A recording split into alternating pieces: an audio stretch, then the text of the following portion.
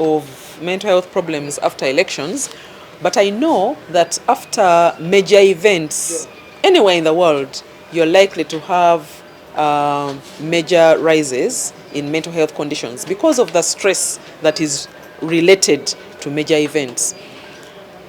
For example, when COVID came, we warned that there's going to be a rise in mental health problems. And unfortunately, the rise happens usually during, but mostly after, the event or disaster has happened. So as a country, we need to be ready at all times. When there are major events happening in the country, to be prepared to, to take on the people who may fall through with mental health problems because of the stress associated with those events. So I am aware, I don't have the figures, but I know that there are many people now suffering the weight of mental health challenges as a result of what came out of the elections. They keep coming to us slowly, so we do not have the figures yet, but we keep seeing them. Okay. Population. Maybe, Doctor. Both adults and young people, depending on where they are placed in society at the time of the elections and what that means to them, is the entire population. Doctor, you're also a candidate to mental illness. Honorable Chair, all of us, as long as you have a brain inside the skull, you are a candidate. So, honorable colleagues, let's go to 2.6. I didn't respond to Wanda's question. How to take the drugs nearer to the health centers. Okay, please respond. Yes, I'll respond quickly. I think the issue of doctors being unwell, that one, my accounting officer has responded. It's part of our alcohol and substance use and addictive services at the hospital, which caters to a bigger number. But for this particular group, we are treating, and that is provided by very highly specialized individuals, trained cadres. Those are the considerations we have. But we keep exploring how best we can improve access and to address that category of patients. Thank you. Honorable colleagues, we go to 2.6. The hospital received a budget of UGX 21.22 billion, and it was received 100%. So that is a plus for the Ministry of Finance for having released, and GOU for having released the Butabika budget at 100%. We look at performance of NTR.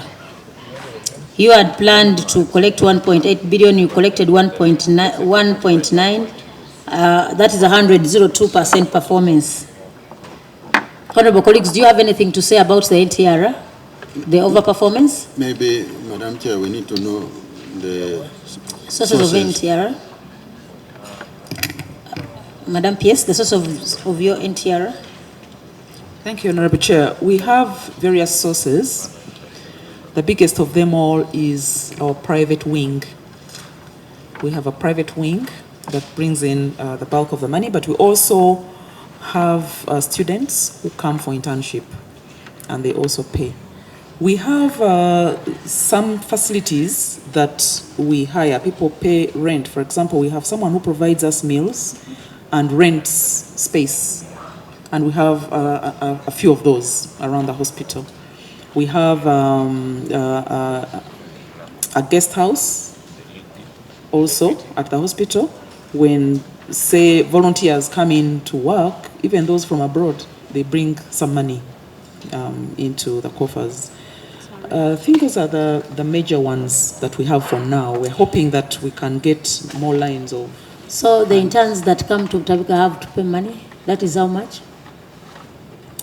It's very little. We have very many schools that come, and this is a discussion we have had with Minister of Education, and we have agreed.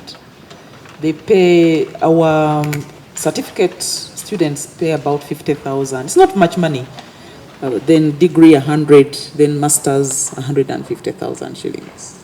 You know, when 1 year of something called payment is payment. During our times, internships used to be for free. In any case, because of the shortfalls in staffing, to some extent, these ones help you. I don't know whether we've taken it far. But is it fair for the interns to pay? Honorable colleagues, what's your take on that? For me, it doesn't matter how little it is. But I mean, they give you a service also in exchange. Why do we make them pay? And would like to get a formal structure on the charges that you do get from these interns. You know, coupled with this high investment in education, then for internship somebody pays. For us during our times, we used not to pay. So I don't know how you need to give us that structure. Honorable colleagues, any submission on that? Chair, could we also know whether the interns pay individually or the institution pays for the people they are bringing there for the specialized training?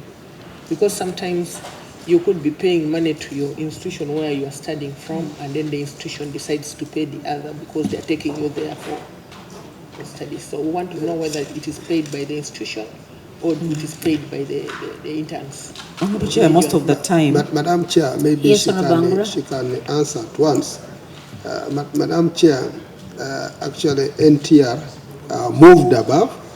You had budgeted to collect 1.8, and your performance was actually. And to let you know, we do not charge government institutions like Makerere, like the government institutions, whether nursing, whether medical, clinical, don't pay anything.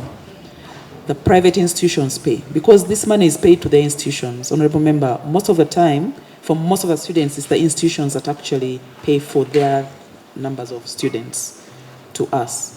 And it is important, Honorable Chair, because we really need to motivate the doctors and nurses and clinicians who are clinically mentoring these people. They are not employees of those schools or clinics. So it helps us, you know, facilitate them to be able to mentor these students. The government ones do not pay them. Doctor, you know, honorable colleagues, we should get concerned when it comes to payment in whichever matter, as long as it's in the sector of education. Because being in private is not a crime.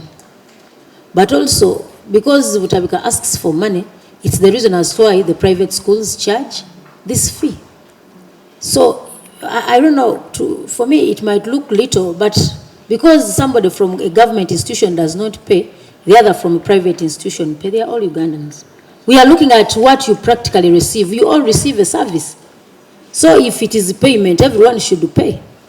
If you are saying government should not pay, because if Butabika waived off that payment, then we would go to the private schools and tell them not to charge our children, because those are our children.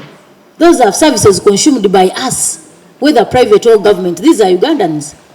We shall deliberate more on it, but you also think about it. You know, science courses are very expensive to these parents, and a reduction in any fee is a contribution to that parent. There are those who have failed to go to school because of these increments. We are talking about increments everywhere. People are talking about scholastic materials, which is equivalent to a small shop in the village. Then they also include this money for internship. Some of these can be, because you want to attract people to some of these trainings. How I wish we can look at how, because I know you need them.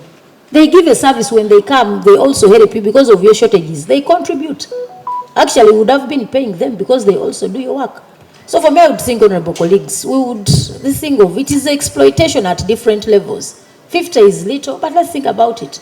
Because if a private school charges, then that makes education expensive at the end of the day. This one charges here, they tell you to pay for this one. I mean, it becomes a couple of items to pay for. So Butabika, we take note, think about how we can have these internships. I don't know, but for me, I think we can have it free of charge. Help that parent who takes a son's daughter to school, a son's child to school, to reduce on their cost, the cost of education in this country. Anyway, Chair. Yes, Honorable Mdimi. Madam Chair, I want the accounting officer to go to page 13 of the accounts. The accounts, I don't know. To both questions. However, I think we need to come with the documents for how much we collect from internships, because we have those documents. We review that on a quarterly basis, but we don't have, they were not but And they speak about NTR. All the sources of NTR the accountant should know, because you give details of how much you receive from what. So we must also know how much, the details of what you got from. If he doesn't have that information, to bring it later. But no, we shall not. We are here as we keep responding to others. You can reach out to whoever you left at office to